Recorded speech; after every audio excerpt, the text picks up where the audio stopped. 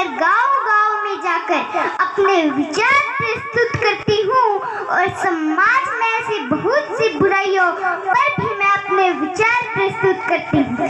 आज मुझे यहाँ आपके पावन धरा पर आने का एक सुनहरा अवसर मिला, तो उसके लिए मैं सभी ग्रामवासियों, माताओं, बहनों व सवर जातीय खां पंचायत का तहे दिल से धन्यवाद करती हूँ।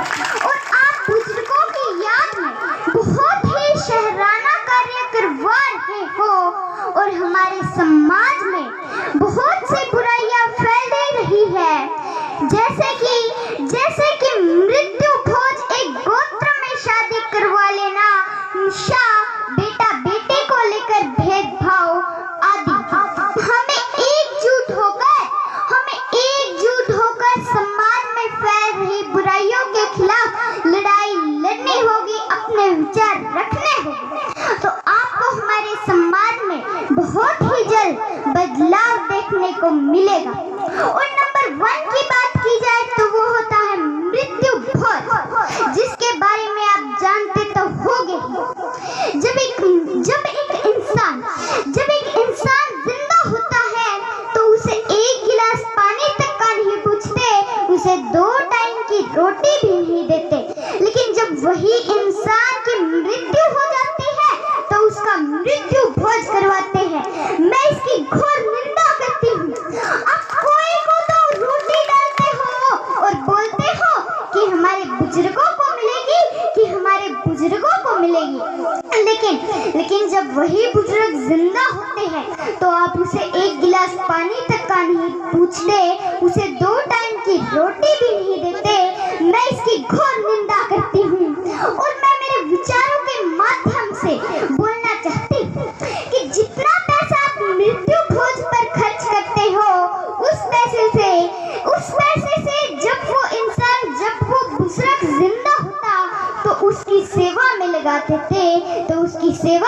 देते, तो शायद आज उसकी आत्मा को शांति मिल जाती। और नंबर 2 की बात की जाए तो वो होता है दहेज प्रथा। दहेज प्रथा एक उपहार था। पहले प्राचीन काल में जब राजा महाराजाओं के बेटे की शादी होती थी तो वो अपने बेटे को एक उपहार देते थे और धीरे धीरे ये प्रथा कुप्रथा बन गई। अब इस कुप्रथा की वजह से, दहेज प्रथा की वजह से न जाने हर रोज कितनी लड़कियों को, कितनी बेटियों को बलि देनी पड़ती है। और कोई आपसे पेन मांगता है तो आप उसे अपनी जेब से पेन देने में भी हिचकिचाते हैं। क्या आपने उन माँ बाप के बारे में सोचा है जिन्होंने अपने कलेजे का टुकड़ा 20-22 साल के आपको पाल पोस कर दे दी और फिर भी आप बोलते हो कि ऐसा क्या दे दिया? अरे घर का खिलौना दे दिया, आंगन का चंदा दे दिया, घर का खिलौना दे दिया, आंगन का चंदा दे दिया, मन दे दिया, धन दे दिया, जो था अब तक अपना वो सब दे दिया। जिगर का टुकड़ा मैंने बेगानों के हाथों सौंप दिया और घर था रोशन जिससे मेरा, उस घर का मैंने दिया दे दिया। और फिर भी मुझसे पूछते हैं कि तुमने ऐसा क्या दे दिया। और मैं लड़कियों के उन माता पिता से बोलना चाहती हूँ कि आप अपनी लड़की को दहेज मत दीजिए। आप अपनी लड़की को अच्छे संस्कार दीजिए, अच्छी शिक्षा दीजिए और उसे शिक्षित बनाए ताकि वो अपने पैरों पर खुद ही खड़ी हो सके। और मैं लड़कों के उन माता पिता से बोलना चाहती हूँ, जब लड़के की शादी होती है तो उसे माफ करवाते हैं गाड़ी, बंगलों की और पैसों को। तो मैं उनसे बोलना चाहती हूँ कि आप अपने बेटों के माफ नहीं, आप अपने बेटों का मोल लगा रहे हो। और नंबर 3 की बात की जाए तो वो होता है लिव इन रिलेशनशिप, जिसका नाम लेते हुए भी मुझे शर्म आ रही है। इस लिव इन रिलेशनशिप से न जाने कितने रिश्ते खराब हुए हैं, कितने परिवार उजाड़े हैं, कितने बच्चे अनाथ हुए हैं। इस बात का हम अंदाजा भी नहीं लगा सकते, अंदाजा भी नहीं लगा सकते। और एक माँ 5-5 बच्चों को छोड़कर किसी और गैर मर्द के साथ रहने लगती है, तो मैं उनसे बोलना चाहती कि आप 5-5 बच्चों को छोड़कर किसी और गैर मर्द के साथ रह रही हो, यह अच्छी बात नहीं है, यह अच्छी बात नहीं। और कहते हैं ना कि हमारे कानून की आंखों पर पट्टी बंधी हुई है, तो ये सच कहते हैं कि हमारा कानून अंधा है, उनकी आंखों पर पट्टी बंधी हुई है, उनकी आंखों पर पट्टी बंधी हुई है। और वो औरतें कहती हैं कि हमें तो लव हो गया, हमें तो प्यार हो गया, हमें तो लव हो गया, हमें तो प्यार हो गया। और नंबर 4 की बात की जाए तो वो होता है नशा, जो हमारे समाज में सबसे बड़ी आफत है। हमारा समाज नशे से ही सबसे ज्यादा बिगड़ रहा है।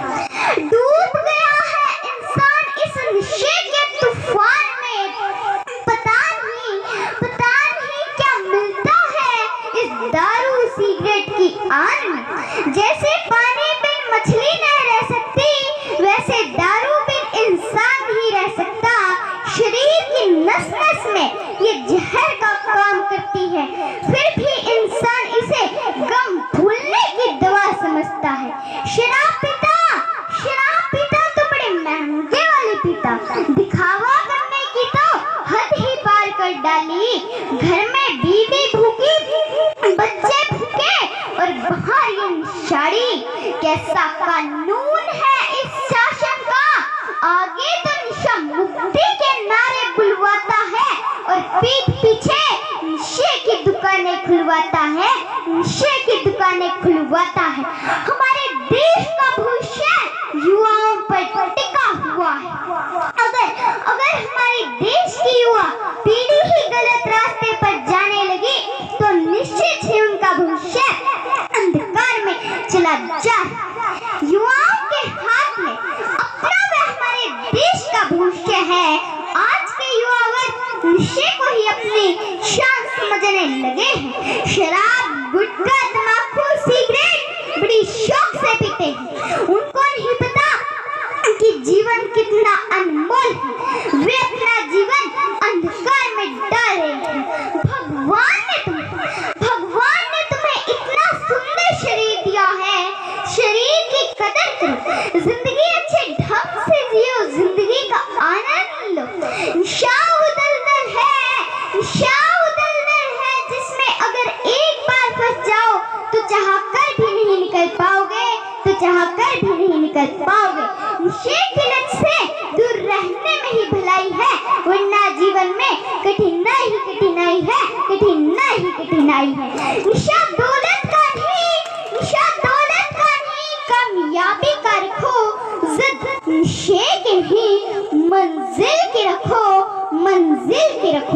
देश के हर हिस्से में फैला है नशे का जाल।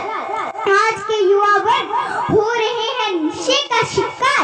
जिस युवा पीढ़ी को बनना है सम्राट सम्मान, वही कर रही है अपना जीवन बर्बाद। नशे की लत है बड़ी बुरी, ना समझ इंसान इसे समझ नहीं पाता, बिना नशा किए रह नहीं पाता। एक दिन ऐसा आएगा कि उम्र से पहले ही मर जाओगे। देश और देशवासियों व मेरे युवा साथी, हमें नशे को जड़ से उखाड़ना होगा, तभी हमारे देश का भविष्य उज्जवल होगा। इंसान अगर ऐसे ही नशे के पीछे दौड़ता रहा तो अपने जीवन में कठिनाई पाएगा। तेरा परिवार तुझसे उम्मीद लगाए बैठा है, तो चाहकर भी उनकी जरूरतें पूरी नहीं कर पाएगा। मेरे युवा साथियों,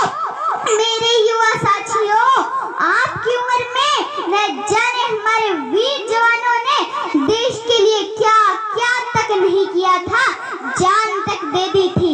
राजगुरु सुखदेव, भगत सिंह, झांसी की रानी, उनसे सीखो, उन्हें देखो और आज के युवा वर्ग को देखो, अपनी जिंदगी नहीं संभाल पाया, संभालेंगे परिवार क्या संभालेंगे। इस नशे ने न जाने कितने रिश्ते खराब